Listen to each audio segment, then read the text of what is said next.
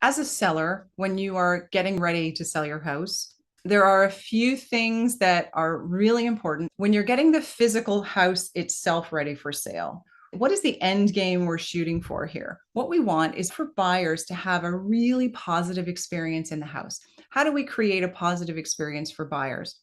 We do that by making it easy to walk around the house. So make sure all your walkways and pathways in the house are clear and it's easy to get around and it feels spacious.